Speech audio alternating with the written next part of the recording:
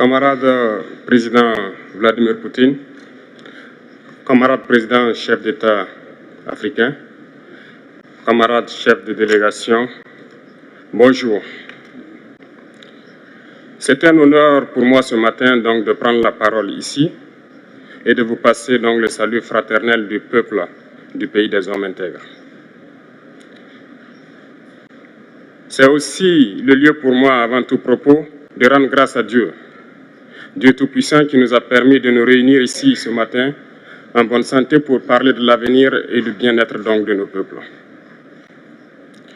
Je m'en vais m'excuser auprès des anciens que je pourrais vexer dans mes propos à venir. Africanité oblige, les droits d'aînesse, je me dois de m'excuser. Camarades, j'ai quelques questions donc de ma génération. Mille et une questions qu'on se pose. Mais nous n'avons pas de réponse. Et il se trouve qu'ici, nous pouvons laver donc notre linge sale parce qu'on se sent en famille. On se sent en famille en ce sens que la Russie est une famille aussi pour l'Afrique. C'est une famille parce que nous avons la même histoire. La Russie a consenti d'énormes sacrifices pour libérer le monde du nazisme pendant la Seconde Guerre mondiale. Les peuples africains, nos grands-pères, ont été déportés de force aussi pour aider l'Europe à se débarrasser du nazisme. Nous partageons la même histoire en ce sens que nous sommes les peuples oubliés du monde. Qu'ils soient dans les livres d'histoire, dans les documentaires ou films, on tend donc à balayer le rôle prépondérant qu'a joué la Russie et de l'Afrique dans cette lutte contre le nazisme.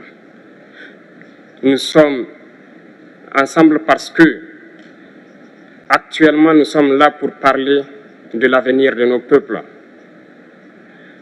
de ce qui va advenir demain, de ce monde libre auquel nous aspirons, de ce monde sans ingérence dans nos affaires internes. Nous avons les mêmes perspectives et je souhaite que ce sommet soit l'occasion donc de pouvoir tisser de très bonnes relations en vue d'un meilleur avenir de nos peuples. Les questions que mes générations se posent sont les suivantes, si je peux me résumer.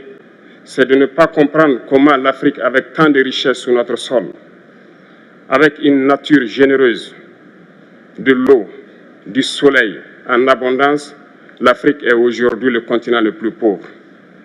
L'Afrique est un continent affamé.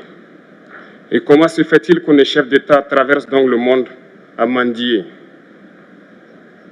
Voici des questions que nous nous posons et que nous n'avons pas de réponse jusque-là. Nous avons l'occasion de tisser de nouvelles relations. Et j'espère que ces relations puissent être les meilleures pour donner un meilleur avenir à nos peuples. Ma génération me charge aussi de dire que, par ce fait de pauvreté, ils sont obligés de traverser l'océan pour essayer de rallier l'Europe. Ils meurent dans l'océan. Mais que prochainement, ils n'iront pas traverser parce qu'ils viendront devant nos palais pour chercher leur pitance quotidienne. Pour ce qui concerne le Burkina Faso, aujourd'hui, nous sommes confrontés depuis plus de 8 ans à la forme de manifestation la plus barbare, la plus violente du néocolonialisme, de l'impérialisme. L'esclavage qu'on tend encore à nous imposer. Nos dévanciers nous ont bien appris une chose.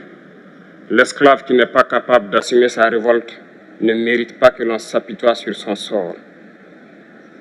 Nous ne nous apitoyons pas sur nos sorts, on ne demande pas que quelqu'un s'apitoie sur notre sort. Le peuple burkinabé a décidé de lutter contre l'île terroriste en mesure de relancer son développement. Dans cette lutte, des vaillants peuples, des vaillantes populations se sont engagées à prendre les armes face au terrorisme, ceux que nous avons affectueusement appelés les VDP, des volontaires. Nous sommes surpris de voir les impérialistes traiter ces VDP de milices et de tout type.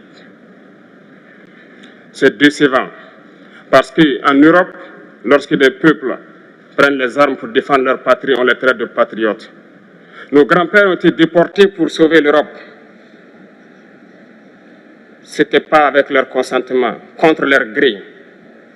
Et bien au retour, on se rappelle bien qu'à Tiaroy, lorsqu'ils ont voulu revendiquer leurs droits élémentaires, ils ont été massacrés. Cela ne fait rien donc. Lorsque nous, peuple, nous décidons de nous défendre, on nous traite de milices. Mais là n'est pas le problème.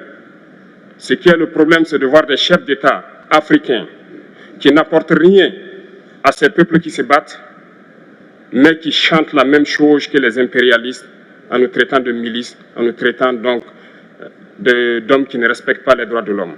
De quels droits de l'homme parle-t-on? Nous nous offusquons contre cela et c'est honteux. Il faut que nous, chefs d'État africains, nous arrêtons de nous comporter donc en marionnettes qui dansent à chaque fois que les impérialistes tirent sur les ficelles. Hier, le président Vladimir Poutine a annoncé donc l'envoi de céréales en Afrique. Nous sommes bien contents. Nous lui disons merci pour cela.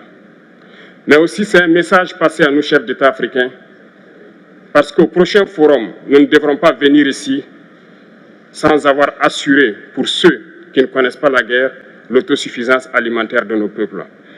Nous devons prendre l'expérience de ceux qui ont pu déjà atteindre cela en Afrique, tisser de bonnes relations ici et tisser de meilleures relations avec la Fédération de Russie pour pouvoir assouvir les besoins de nos populations. Je ne serai pas peut-être long, le temps imparti est très court. Nous sommes obligés de nous arrêter à un moment donné. Mais je voudrais terminer en disant que nous devons donc rendre hommage à nos peuples qui se battent. Gloire à nos peuples, dignité à nos peuples, victoire à nos peuples. La patrie ou la mort, nous vaincrons.